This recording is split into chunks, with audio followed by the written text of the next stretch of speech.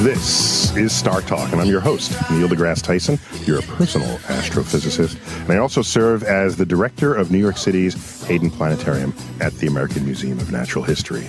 My co-host today, Eugene Merman. Eugene! Hello. Always good to have you, man. Great to be here. You know, I hear you so much in your voice work. Now when I see you in person, I just imagine the little characters you're playing. So I wonder if it's really you or some animatronic version of you. Yeah, no, I'm the cartoon. So today we're featuring my interview with Alexis Ohanian, co-founder of Reddit. He's the co-founder of Reddit. And many people consider it the front page of the internet because it gives you access to all the most influential websites of the day because people are picking what matters because they are become the thousand eyes, the million eyes for you that you don't have to then do yourself. And I have very little expertise in this, so anytime that happens, we reach out into the academic world and find people who do. And today we've got journalism professor and author Jeff Jarvis. Jeff. Great, good to see you. It's not the first time on Oh, Star no, Talk. I'm honored to be back. I guess I didn't screw up too much last time. Exactly.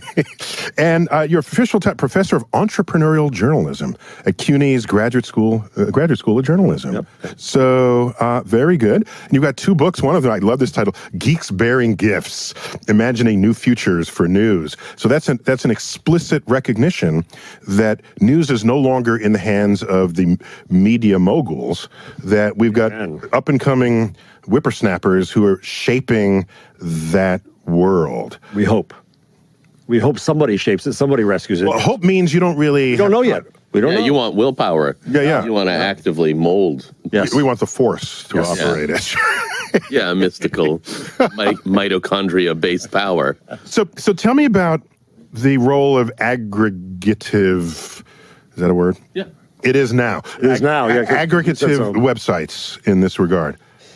I think That's a new paradigm. That's a different paradigm. I would go to the New York Times website and their editors and writers, and there is my information.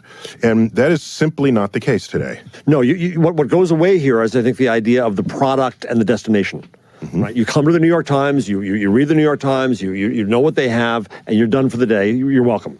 That doesn't happen anymore because now, obviously, you can get the best from the BBC and the Guardian and the New York Times and the Washington Post, wherever, and bloggers in an instant.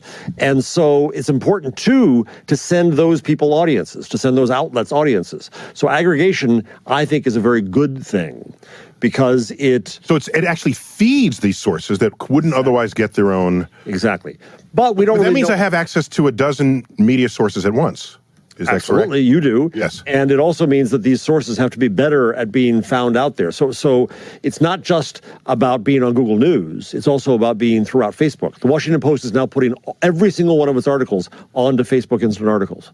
Oh, okay. And I found that I'm reading a lot more Washington Post now than I ever did because people are linking and recommending things from the Post. So And you're going to the Post's website. No. These are appearing on Facebook now. Weren't you paying attention to what he just said? Well, yeah, but he also had said that you link the aggregate links to the site and it sends. That's often been the case. But now what's happening, there's two things that are happening. Aha! You've been listening, Neil? Oh, I see there's two things. Go on. I've been misinterpreted by both of you now. So there you go. Obviously not Okay. clear. That's the answer. Instant Articles means that you publish on Facebook. Okay. With your own ad, so you're making money now, which is a good thing. Then Google's come up with its answer, which is called AMP. Or accelerated mobile pages, which are just really fast pages, but it makes it seem as if you never went anywhere. It's so fast. So this changes the paradigm of how we use media and news, in that news now comes to us, we don't go to it.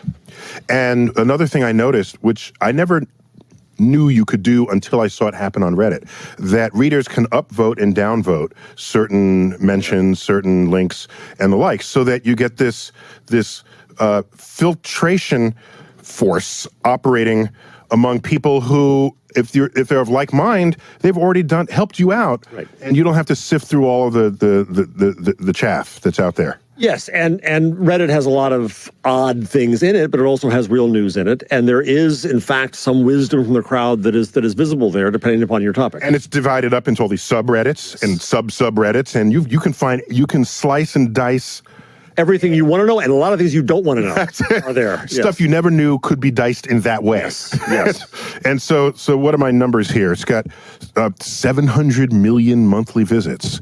It's the 13th most visited website in the United States, 27th in the world as of this month. Yep. And that's extraordinary. So if we get to my interview with Alexis Ohanian, I let off saying that so many he's young and he's eager and energetic, and so many of that community of people either never went to college or never graduated from college, if they did go to college. And I asked if he was one of these to fulfill that stereotype. And so that's what got me started in this next clip with one of the co-founders of Reddit. Check it out.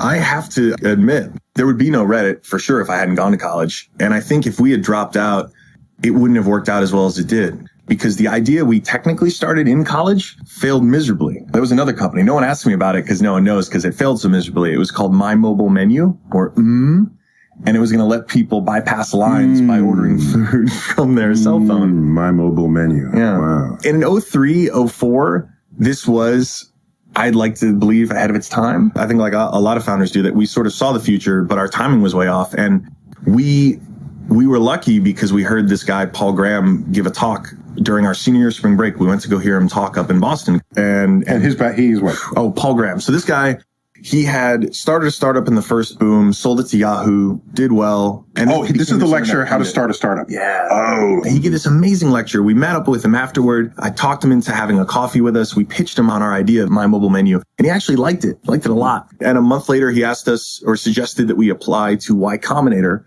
which was this early seed stage venture firm. They would give $12,000 to me and Steve to just work for a summer writing code and getting users along with 12 or so other startups and hopefully launch us out to the world. But yeah, Reddit is not derived from so no. What happened there? Well, we applied with that brilliant idea and we were invited up for interviews. And Steve and I gave the best interview of our life and we just rocked it and presented to these 4 partners of Y Combinator. And they called us up that night. We were out celebrating Harvard Square, and they called us to say that we were rejected. And it was fortunate that we were drinking already, because then we could just start like misery drinking. And that sucked. And the next morning, hungover on a long train ride back to Virginia, we got a call from them saying, listen, we still don't like your idea. And I was like, Paul, you're really trolling me now. This is rude. But then he said, we like you two. We still don't like it. Just in case you had any doubts. Just to be clear. On your way back south. Way too early. Way too early for this. And they were right? There was no app store. There was no easy way to get the software on people's phones. SMS was an ugly hack. Restaurants didn't really have online ordering or anything like that. So they had fax machines. Yes, exactly. That's how they took online orders, was through a damn fax. But so now how do you get from to what Reddit is? These are 2 different species. This is where good advice goes a long way. He basically said, stop thinking about mobile and build something you'll use every day. What do you do every morning? And Steve was an avid Slashdot reader, old school news for nerds, great commenting section, great discussions. And I would use these newfangled things, tabs, every morning. This was new in Firefox back then. And I'd open like 30 and just look across all these different news sites. And neither one of us felt totally satisfied by it. And we were basically tasked with solving that problem. So the problem is I wake up, it's like, what's the morning report for the world? Yes, precisely. And how for the 20th century, the news of the day was arguably dictated by whatever was on the front page of like probably the New York Times. And that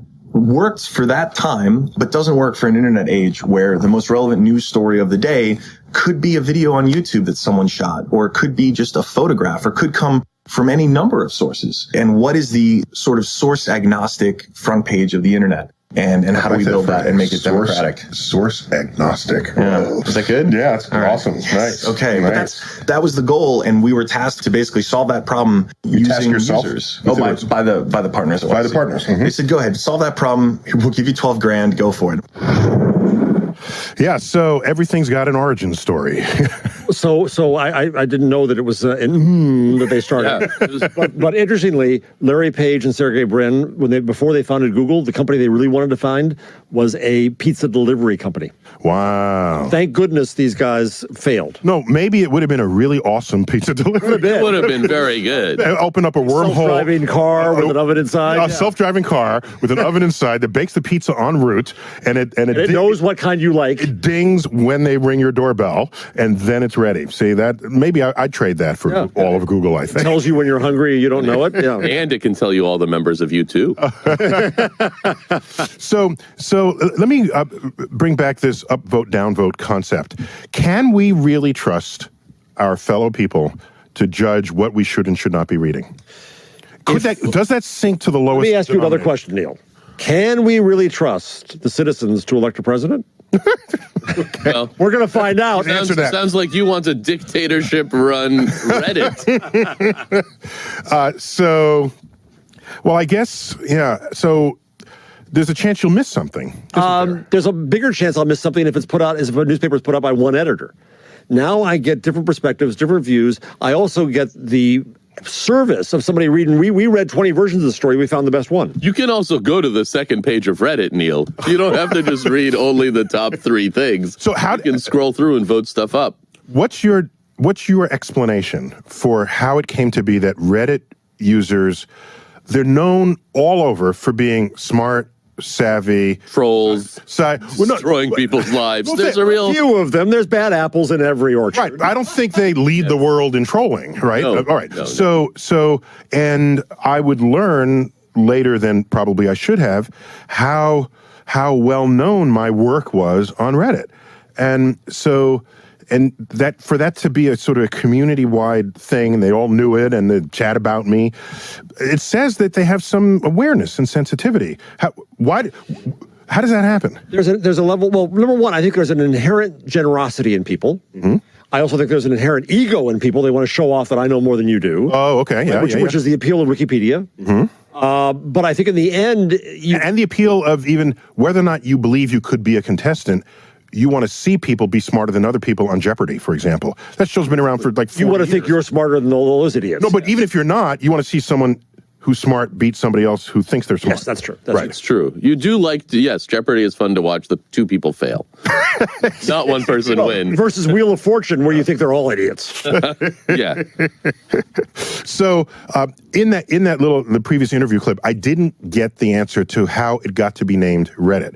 All I heard was the which is owned by the Crash Test Dummies. I remember the Crash Test Dummies. Yes. So I always try to walk like they did. They had this great walk as they went to their death in the car. So let's go back to my interview, just find out where Reddit comes from. Check it out. Reddit, the name comes from where? Latin, because I'm an erudite Scot. No, here's what's great. Okay, so it came from the fact that we couldn't come up with a good name. We wanted to call it Snoo, because here's the thing. I'd be like, hey, Neil, check out my website, Snoo. And then you'd be like, what's Snoo? And I'd be like, exactly. Right? So let the record show. Okay. Neil is laughing at me. So I think he liked No, it. I'm laughing with you. Okay, No, all right. not at you. And so the little icon, his name is Snoo. Yes. The little Precisely. alien. Creepy alien creature. He's not creepy, but he's... Or it's not creepy. It's actually like, not gendered. It's, what is it kind of thing. Yeah. You look at it, I don't know what that is, but it's a thing. Mm-hmm. It has a name. Yeah. His name is Snoo. And that's because exactly. the person who owned Snoo.com wanted $4,000 for it. And we didn't have that kind of money. So we were like, well, screw it. And we ended up naming the mascot that. And then Reddit came about because I was sitting in the library. I remember Alderman Library at UVA and trying to come up with domain names. And I liked this idea. I hoped people would say, I read it on Reddit, which I don't know if they ever have, but that was the bastardization was R-E-D-D-I-T. Now I learned a year later, we hired a very smart dude, Dr. Chris Slow, who knew Latin and was like, I think it's to render, or there's some clever thing. I don't know. Some Latin person's going to be like, you're wrong, idiot. But it has another version of it that kind of applies to Reddit today, but it was not. And you'll take credit for having that extra depth. Anyone who knows me knows that is not true. But I will take credit for it, sure. I love these back of house stories because you take so much for granted afterwards, and somebody had to come up with it first. And there's another side of Reddit, not just as an aggregator of news, and it can send you there, but also it's people sharing their own ideas and their own reactions. And the history of media reporting was never that, except for the opinion pages, right? And now everything is an opinion page. We fundamentally insult the public. We say, we don't want to hear from you until after we're done with our work, and here's the news, you're welcome. And then we'll allow you to comment on it, but we're going to think you're all trolls and idiots, so we're not going to pay attention to that. But that's been our relationship. Often the case. It's just, and maybe less so actually on Reddit, but... Dark view of humanity, don't you? No, just a dark view of a comment section. No, I never thought of the op-ed section and the letters to the editor that way before. It is that. It's, we will report the news, and we'll give you this little column to blather on about, but no one will really care. How much better to collaborate? There's a new company called Hearken that enables the public to vote up stories they want the reporter to report on, and then you assign the journalists. Ooh. That's collaboration, right? That's pretty cool. Reddit. So we're like the field editors telling them what to report on. Well, Reddit is editors. It's people who read so you don't have to. They find the best stuff. They make judgments, and as long as you stay away from certain topics, it's very good. Well, I had to ask Alexis about people becoming part of the news community by interpreting and sharing their own perspectives. Let's see what he tells us. I've talked to a lot of Redditors all over the world in the last 10 years, and the stories I hear just consistently blow me away. And one of the key threads of it is, one, I'm so grateful because Reddit gave me a voice. And it comes from people. There was a woman with cerebral palsy who told me this. And for her, it mattered because she was being judged solely on the text that she produced, not how she looked. She couldn't get on stage and tell a million people a story, but she could get on Reddit and tell a million people one. And if it was good enough, if enough people liked it, that's how she was rewarded for. And then the other part of it is on the consumption. Reddit is a place where legitimate experts will come and talk to anyone. Just like having you walking down the street and being able to say, hey, what's up? Let me ask you a question. I've had people, I guess there's an aviation Reddit community, and people just like starting out trying to get their aviation licenses or pilot's license, flying license, whatever, would ask the silly, stupid, newbie question and get responses from veterans with 20 years experience as if it were just a random person walking down the street. And for them, it was so amazing. What makes those experiences so cool is that everyone is treated equally. Wow, I never thought about that the internet in that forum are people walking down the street. That's great. Well, I always say that we shouldn't judge the internet as if it's the New York Times, and every time somebody says a bad word, we think, well, that ruins the internet. Right. Instead, the internet is Times Square. And there's fake Elmos there, and there's naked cows. There's also real Elmos. Which is, just to be clear, in case there are mathematicians listening, we're not talking about the variable time squared. No. We're talking about the location. We're in New York. New York City, Times Square. There is only one Times Square. Named after, of course, the New York Times. Yes. So that's it's a mess of humanity there. The internet is just people. So, but in a way, it democratizes information, doesn't it? It does indeed. And I think that if we give faith and trust to the people, and if we give them the tools and knowledge and respect, good things can often come with that. Wikipedia is a miracle. Reddit is a miracle of what people do in their spare time with generosity. Whoa. And information. Yes. Yes. Okay, so that's the voice I hear from journalists. Without us, you'd be nowhere. I mean, no, it's a lot of generosity, but it's not like if you go to, like, I wonder what the Pacific Ocean is. It's just a bunch of mumbo jumbo. It's real. Exactly. Informative. Right. And it's as accurate as a real encyclopedia, right? Basically. There are those who would argue it makes mistakes, but so do encyclopedia. It's a whole other show. Actually. Sorry. Yeah. By the way, how accurate encyclopedias? Quick. So when we come back, anybody would know, he would. When we come back from the commercial break, more of my interview with co-founder of Reddit, Alexis Ohanian, when Star Talk returns. Don't be so scared of the things you love.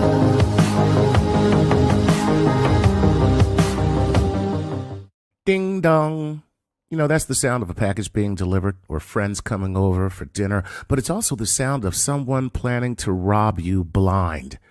Over 95% of home break-ins happen during the day, and burglars almost start by ringing the doorbell to see if someone's home before they start pillaging your possessions.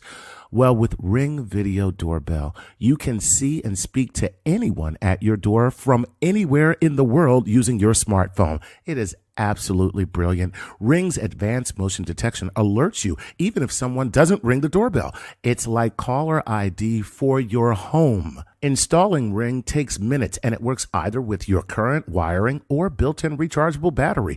Put your mind at ease and protect your home with the Video Doorbell Time magazine and USA Today named one of the top 10 gadgets.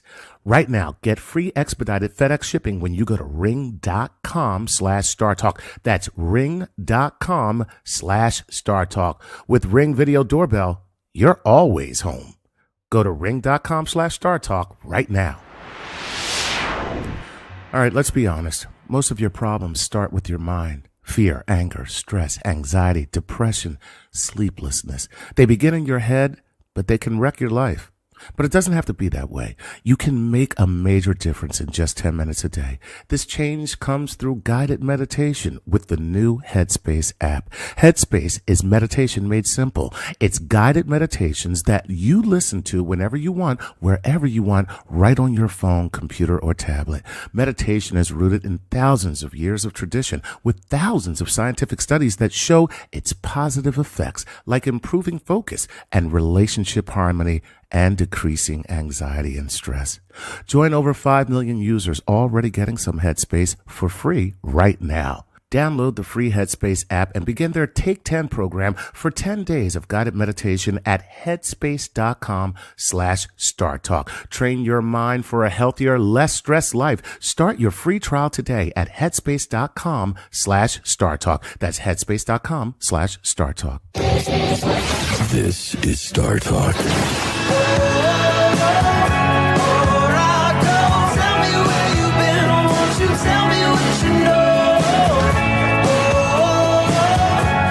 Welcome back to Star Talk. I'm with my co-host, Eugene Merman. Eugene. Hello. Tweeting at Eugene Merman. Yeah. Yeah, cool. And it's not Eugene Merman 87 or something. Or... No, it's not. There aren't 86 others. There's only one of you. Yeah. And our guest, journalism professor, Jeff Jarvis, not your first rodeo. Thank you for having me. Thanks for doing this. We're featuring my interview with Alexis Ohanian, the co-founder of the very popular website Reddit. And one of the most enduring elements of Reddit is the AMA. Mm-hmm. Ask Me Anything. And that was my first encounter with Reddit because I was getting these people were calling for me to do an AMA with Reddit. I didn't know anything about it. But it's where celebrities and other famous people, in fact, you don't have to be famous, but most of them are. You want to be interesting at least. Yes. If you're not famous, you should have done something interesting. Or you have a job everybody's wanted to know about. Yeah. Exactly. I've worked at Starbucks underneath it for 200 years. Yes. What did you do? How does that work? Yeah. Politicians can do it as well. Yeah. And it's a direct one-on-one conversation with the public. So in this next clip, I asked Alexis how it got started and what makes a good AMA session. Let's check it out. It was a byproduct. There's a community that was very active, still is, called Ask Reddit, where people come and ask questions and, others answer. Someone showed up there one day and said, I'm so-and-so, ask me anything. And the community responded saying, this doesn't belong here. The format of this community is asking questions, not being interviewed. Go create a new Reddit community for yourself. And the rest is history. And then r/IMA was born. And now these AMAs happen across the site. Like the music community has regular AMAs. The science community has regular AMAs. And it's a really cool way, whether you're a celebrity or just a person with a great story to tell. So what makes a good AMA? Authenticity. Authenticity is the biggest. That's the one I think Hollywood celebrities and politicians struggle with the most. But some do an amazing job sort of breaking that down and just being human. I think there's going to be a generation coming up of these, digital natives who understand that authenticity is what rules the day. There's this weird culture clash now where somehow, Lorde can make news for taking a selfie with zit cream on her face. Because it's oh my goodness, the veil has come off. Here's a superstar with zit cream. But for all of that's how the media talks. But for so many people, that's what they seek. We want the authenticity. What makes AMA successful is that they feel like they bumped into you on the street and just started talking, and you talk to them like a human would in real life. So I wonder something, Jeff. If you look at, you can be a celebrity for many reasons, and perhaps the most common kind of celebrity is you're a great actor, actress. And so what does it mean for an actress to be authentic if their entire way you know them is being inauthentic, taking on characters, and that's their brilliance? Now, what are you going to talk to me about if I'm that actor? What does it mean to be authentic? I will confess that I used to work at People magazine. There, I said it. And high point of my journalism career. So what is it? And so what did People magazine always do? We always had to have the star in the kitchen. Why? They had to cook pasta because we had to believe we're just like them. Oh, they cook pasta too. So you want to know this person is human. They go to the bathroom. Not that you would show photos of that. Yeah. Please don't go there. Okay. If you have enough money. When were you with People magazine? That was what led to the idea for Entertainment Weekly. So I was you didn't answer my question. 80s. In the 80s. Okay. You're trying to date me here. You're trying to show how old I am. No, because I was in People magazine, and I'm not accustomed to people just coming into my house and wanting. Did you make pasta? Were you cooking pasta? More than my professional identity. Were you sexy astrophysicist making pasta? So at the time, I think I'm holding my then, how old was she? A 1-year-old daughter, upside down by her ankles over the pillow. Moving gravity you were doing. Yeah, and she was smiling and happy, showing that I was like dad. Yeah. So, okay, so this is consistent with you. So the AMA, I've had the privilege of walking through a crowd with you, and it's got to be torture because everyone is stopping you, asking you cosmic, huge questions. Yeah, and you give them the respect and you answer their questions. Yes, and I'm glad that if we call that fame, that my fame to so many people is not about me. It's about the fact that I managed to trigger some curiosity within them, and now I'm just continuing to feed them. Right, and the AMA allows you to scale that. Oh. Right, walking through one crowd and answering for the 800th time. Right. That is a number. Just it is, exactly. Yeah, no, I know. 800, yeah. Pluto, damn Pluto. Right, now you can answer it once and you can refer to it. So the internet creates an archive of addresses where you can say, no, read me there. You ever do that? Do you ever say, read my AMA? I already answered that. Well, what happens is often I take the challenge of being succinct, and I try to answer it succinctly, but if you want more, then go there. Right. Otherwise, that one encounter is kind of wasted. Yeah.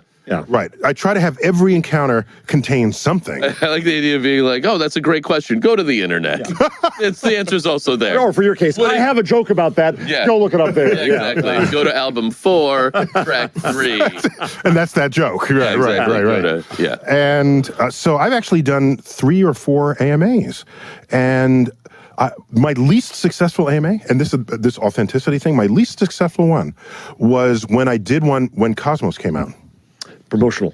Yeah, I think it smelled a little like I'm trying to get people to watch. Do you remember any wacky Would you answer everything with like, that's addressed in Cosmos episode 4? Because that'll do it.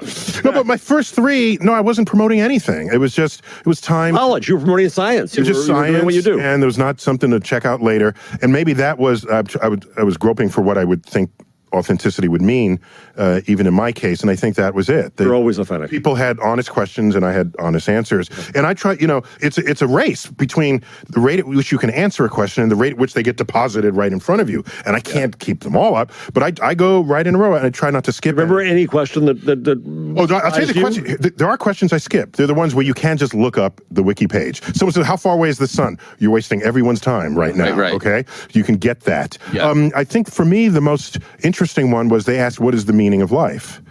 And my reply, Solid question, which then got repeated in many ways and in many times and in many places, was, for me, it's simple. It's often when you ask that question, you presume that the meaning of life is under, a tree stump or a rock or behind a wall, as though it is something to be found in life rather than something to be created in life.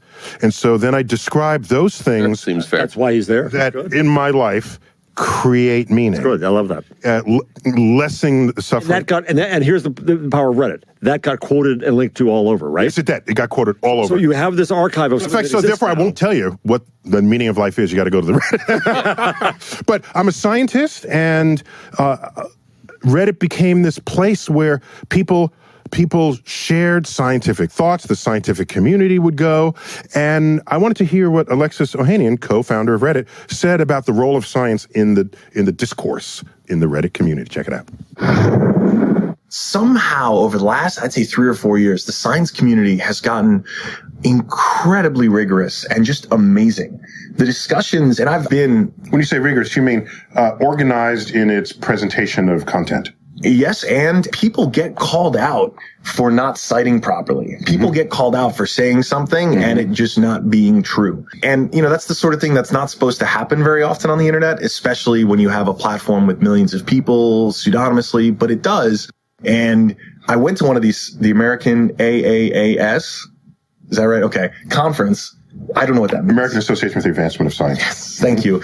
And they're all about bringing science to the people and to like total rubes and idiots like me. But the wild thing was they talk about how the internet has been so helpful to them. And I get so floored when they talk about how discussions they see on science and Ask Science, those two communities in general, really help bring even just a basic understanding of it to just regular folks. And the thing that really impresses me is when I hear from people who are scientists who come to the science community and get the spotlight shined on them for a minute, for a day, and get to talk to just anyone who wants to ask a question. And it makes them feel really great. And it's like, here I am sitting there thinking like, yeah, the work you're doing is helping move humanity forward. You should feel this great all the time. But apparently science is not that cool yet, but it's gotten a lot cooler. And if this can be one way to help popularize it, awesome.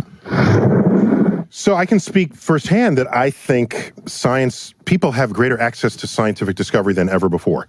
And you don't have to wait for the one documentary on the one channel out of the 12 channels on television for them to arrive. But from a journalist professional perspective, would you agree with that? I mean, because there used to be the one science journalist, and maybe they got it right, maybe they didn't, but everything had to funnel through that person. But right now, there's more of a democratization of that. Which I think is generally good. When I interviewed you at CUNY, at my university, and asked you about this. CUNY, the City University of New York. Sorry, yes. Well, everybody knows CUNY. And asked you about this. You expressed a frustration that the few science journalists who are left too often do it wrong. They say, new study, ever change every idea, that's that. And you eloquently... The way they talk about a new study, they're bathed in hyperbole. Yes. And it's also very easy to get bogus science into real news, or like sort of bogus studies. Yeah, but even if you have a legitimate study and you don't see it in the context, Neil taught me, of the other studies and where this sits in the process of discovery and verification and debunking. So I think that what's happened in science journalism is there's very few left anymore. That's bad. Very few science journalists. Yes, because they get, the industry's in trouble. However, you have blogs, you have scientists who can go and speak directly to the public. You speak directly to the public. We gave you a journalism award, and you say, I'm not a journalist. But you do journalism by informing the public. And so I think that the popularization of this is good. I also think that academics... By the way, I was very honored to have received that. It's the Knight... the Knight Journalism Innovation Award. The Knight Journalism Innovation Award. Can I get like a eighth of a Knight journalist? Is that award? You popularized through comedy, which is important too. Thank you. Important thank too. You. Yeah. So you sound convinced. Okay. But there are other places. So if you look at the internet, people say, "Oh, wow, you have a lot of followers on your Twitter stream or on your Facebook page," which counts in the single-digit millions. But there are other places that attract science interest that dwarf my numbers. Like the Facebook page, I love science. Did you hear that bleep? Good. Okay. That's another aggregator of news, and there's someone there saying, this is cool. I think this is cool science. I want everyone else to know it, and then they post it. Yes, I love that. I love that science. And they don't have to know every nuance of the facts about it. It's just cool, and you have people celebrating a culture. The internet gets smashed too much for spreading misinformation, which it does. But importantly, what the internet does too is just slam down on misinformation, and you can correct mistakes faster. Well, so let me ask you, so okay, in the next clip, I had to ask Alexis, what does he do about trolls? Because you can, so I guess trolls manifest in many different ways. But if someone has bad science, you want people to jump in and say, this is wrong, but are they trolls? The trolls are the bad science. And then there's the traditional troll who are just kind of annoying, and should we even let them be there in what we like to tout as a free enterprise? So let's see what Alexis says about this. I wish I had a good answer. At some point, there is just a part of human nature that is going to involve this. The best that we can do, though, is continue to build better tools and platforms to basically thwart and curb their effects on the rest of us. On some level, there is this amazing thing, which is when you encounter just that online discussion, and maybe it's, I don't know, the creationist evolution thing doesn't seem to be ending anytime soon, even in a wealth of knowledge. Oh, let's talk about vaccines, because that's a good thing to hate on, right? The amazing thing is, I don't know what to do in that situation other than try to win with more counter speech, to try to show even more evidence and even more data that no, it's okay to vaccine your kids, and actually it's kind of morally irresponsible to not. But it's tough because the same internet that enables someone to push out good information about something that is scientifically proven also allows people to push out misinformation and for them to get into great big fights in it where no one seems to win. But the bit of data that I do have is that, keep in mind, across all these platforms, the vast majority of people are not actually commenting or voting. So on all these sites, any user-generated site, 20% tops of viewers are actually doing something. The vast majority are just reading. And so that's where we have this silent majority of people who are just consuming content, and where I really hope the best ideas can win. So what's your take on trolls? If someone simply disagrees with prevailing science and they're rattling on about it, do they count as trolls? No, that's an ignorant fool. Yeah. Well, that's not someone intentionally trying to get you angry. That's what a troll does. There's two different things. There's me saying... I hadn't thought about that. Yeah, I believe the earth is flat and I'm saying it to bother you. Some people really believe that. Those people are dummies. Some people do it to annoy you. Those people are terrible. So if they said that Hitler made the earth flat, that's a troll. That's a super troll. But that's not... Can I get bleeped too? Yeah, okay. There's this a wonderful... is serious. You won't get bleeped, by the way. That's serious. Good, XM. yay, Yeah, on okay. Howard Stern, yay.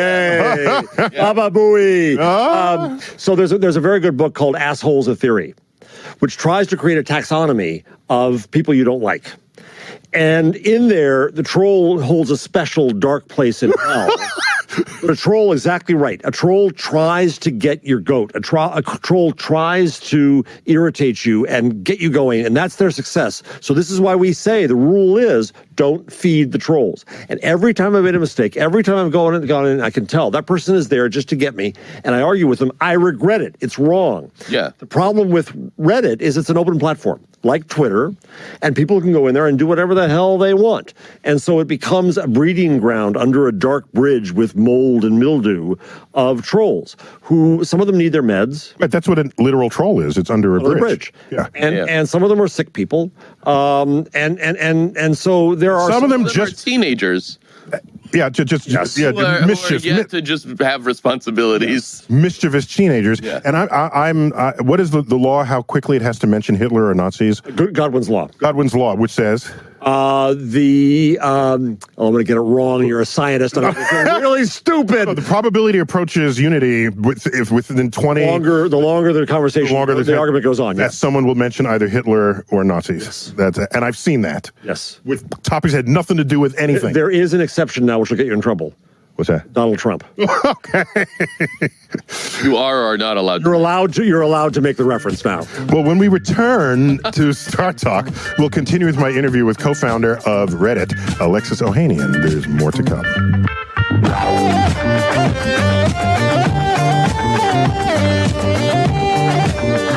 Ding dong. That's the sound of a package being delivered or friends coming over for dinner, but it's also the sound of someone planning to rob you blind. Over 95% of home break-ins happen during the day, and burglars almost start by ringing the doorbell to see if someone's home before they start pillaging your possessions. Well, with Ring Video Doorbell, you can see and speak to anyone at your door from anywhere in the world using your smartphone. It is absolutely brilliant. Ring's advanced motion detection alerts you even if someone doesn't ring the doorbell. It's like caller ID for your home. Installing Ring takes minutes, and it works either with your current wiring or built-in rechargeable battery. Put your mind at ease and protect your home with the Video Doorbell Time magazine in USA Today named one of the top 10 gadgets. Right now, get free expedited FedEx shipping when you go to ring.com/StarTalk. That's ring.com/StarTalk. With Ring Video Doorbell, you're always home. Go to ring.com/StarTalk right now. This is Star Talk.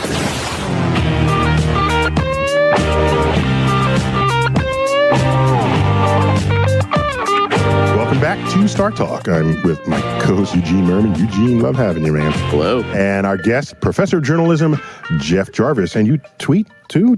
I did too much. Too much. At Jeff, depending on what you were drinking at the time, at Jeff Jarvis. I have a Cabernet rule, which is you shouldn't tweet after Cabernet, but I found the loophole. It's called Pinot Noir. Okay. It's okay to tweet after Pinot Noir. Yeah, Very good. I'll get you a Burgundy one day and we can chill. We're featuring my interview with Alexis Ohanian, co-founder of the news site and online community. That's a good word to call it, community, called Reddit. And, it's where we get our news, interact with celebrities. I kind of like it because science is always on those pages. And it's only possible, really, because the internet is wide open. And that brought up this idea of net neutrality, and it's been discussed in Congress, and the FCC's weighed in on it. And I asked Alexis, what's up with net neutrality? Let's find out what he says, and then we'll talk about it. Check it out. Net neutrality is about ensuring that all bits are treated equally. It's this idea that the cable companies don't, and there's only a few of them, they don't get to choose the winners and losers. The market does. And that's really important because the flatness of the internet, the ability to access any content just as equally, is really important because could you imagine turning on your internet, whatever your provider might be tomorrow, and realizing that you get Bing search for free, but Google costs an extra $20 a month? That's where things get real ugly because innovation happens because that kid in her dorm room can compete with Google right now. Okay, so no one of your generation proposed this law. These are old folks. These are Comcast, Verizon. These are the lobbyists of the large telcos. Executives. Who are spending lots of money down in DC to get their way. But you won. We won. The internet, Americans, a year ago, look at the press from a year ago. Everyone was saying, no chance in hell, don't bother, it's a done deal. And a year later, we were able to do it. And you want to know the secret? Phone calls. Online petitions, those were nice. The Twitter campaigns, the Reddit upvotes, those were helpful. But it was phone calls, and it was getting people. We did this with SOPA and PIPA. These were these two bills that were going to break the internet a couple years ago. We defeated those two bills in the House and the Senate. Acronyms for? Stop Online Piracy Act and the Protect IP Act. But this was an instance where we actually rallied to create something. We actually rallied to get something done at the FCC, had more petitions signed in, I think, history than anything else. The Janet Jackson Super Bowl incident was the previous record winner for that in terms of FCC comments. But we triumphed over it and created enough. That was the wardrobe malfunction during the Super Bowl. Yes, indeed. But we now have a new record winner, which was Americans calling to demand net neutrality. And we won. Listen, Alexis Ohanian is a hero of the internet. He led the SOPA-PIPA fight and won and beat down laws that were going to make the internet favor big companies. By fat cat media giants. Yes. But the war is never over. So yes, the FCC has seen the light and they're doing some very good things, but two things happening. One, T-Mobile, for example, is now offering you a deal that says, hey, if you use these services, we won't charge you for the data. Well, that sounds like a great deal, but they get to choose which services are in that deal. And if I have a startup that I want to start my new comedy special session, you get nowhere unless you're favored by T-Mobile. Also in India, I had a guy in my office just this week named Nikil Pawa, and Nikil is the one who fought down internet.org, which was Facebook's, I think, good idea to try to give people free internet access in certain services. But that's not neutral. If Facebook or the telco, which is far more important, gets to decide which services are free and which you have to pay for, that's an advantage to some players over others, and that's not neutral. But so what's the difference between net neutrality and an open internet? An open internet says that no one has to ask permission. No one has to ask permission to be able to get bits to you. That's an open internet. And so if someone is favored over you, if suddenly this podcast is slowed down because you didn't pay the telcos to deliver it, then you can't go fight and compete with big old television. Everything is delivered as quickly as it can be. Basically. Exactly. Given whatever is the meaning hardware constraints. My website is not any slower or faster than CBS.com. A bit is a bit is a bit. And if you stop it, if you slow it down, if you substitute it, if you censor it, then the internet is not truly free. And that would have an impact on privacy, presumably. Is that right? Because the information would go through some yes, but that exists anyway. It's already going through a whole bunch of servers, and government can come and snoop on that. And so you're right. The problem is that the NSA and the GCHQ in the UK. Wow, that was a lot of letters. Sounds like someone's working for the FBI. So the National Security Agency, whatever GCHQ of the GCHQ, and then the United Kingdom. Yes. Okay, go. So, all right. They basically put taps on the internet, and Google wasn't even aware of it. That there was information that was being just sucked up by them, and they put it back together and they saw what was going on. That's a huge problem and a different problem, and that's why we also have encryption. So the other fight going on with an open and free internet now is that we should have the right to encrypt our data so you can't snoop on it. Okay. But police authorities want to say, no, we want a back door to that so that we can check on the nefarious activities of Dr. In the same way they could have tapped your phone, but with court permission. Exactly. Okay. So these are issues that keep on going on and on and on. So basically what prevent terrorist cells and things. So we need a bat signal for Alexis Ohanian. I actually think that Alexis is a born politician. Someday soon, we'll be voting for him for president. My interview with him, he was charming and smart and oh my gosh, Maybe though he should have some mayoral experience. I don't know if just a businessman becoming a politician is such a great idea. He handles trolls. He can handle anybody. That's true. Okay. It's true. If you're president, you can't be doxxed. Everyone knows already where you are. Is there what was the argument against net neutrality? Other than it was, all I heard is it's bad. It's bad. Somebody must have thought it was good. The argument in the industry is we invest a fortune in getting these pipes to you. We should be able to maximally profit from that. And we should be able to offer deals and get paid on both ends. Now we, the users, pay.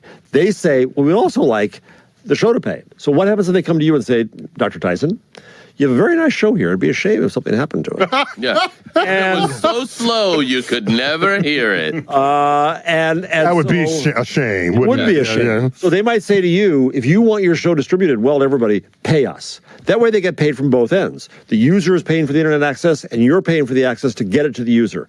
That, to use a scientific term, sucks. And also probably there's endless websites that wouldn't even have the opportunity to be optimized or the money to optimize it. Well, Alexis wrote a book, when was this? Back in 2014, called Without Their Permission.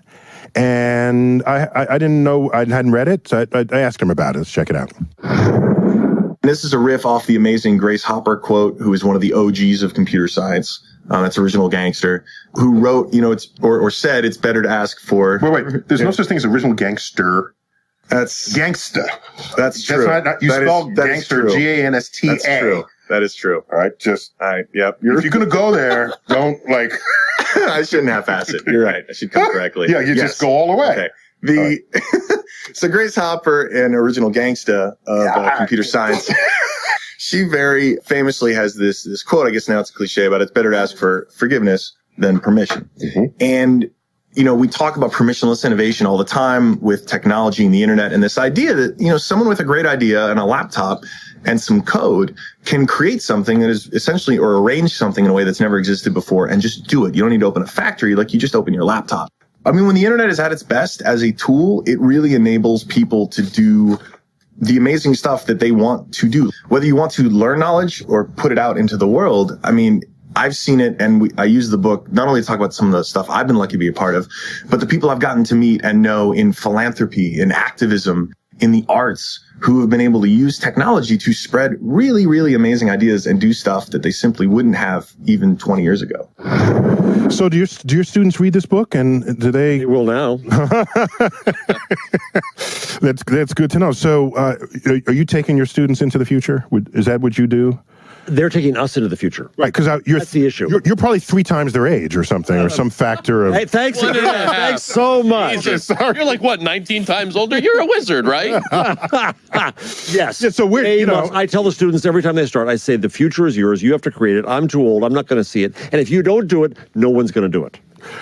And if they tweet too much, it's not because they're drinking Cabernet Sauvignon. No. No. Noir. Bad beer. Is They're, actually. yeah, they're drinking. Yeah. So the internet serving you good? Very good. And I first that's how I rose, is really through creating a website that had videos and animations sort of before anybody really was doing Really? So this is at a time when you might not have been able to get gigs on stage? It was the late 90s. And that's when and then it first started going around actually virally. And then I got an email from... You are an OG. I'm an OG. I got an email from Pete Townsend from The Who. That was sort of like one of the first big things. Whoa. Wow. Was this some joke about The Who? No, he was like, there's a thing on your website that I like. It was just a really crazy. Wow. So it was like, so for me, I think the democratization of the internet has been amazing. It's helped me completely do everything I've done. Cool. We got to wind this up now. You got any concluding thoughts, Mr. Professor? I think that Alexis Ohanian used the permissionless internet to invent something we couldn't have ever predicted. And that the public he enabled also helped him invent that.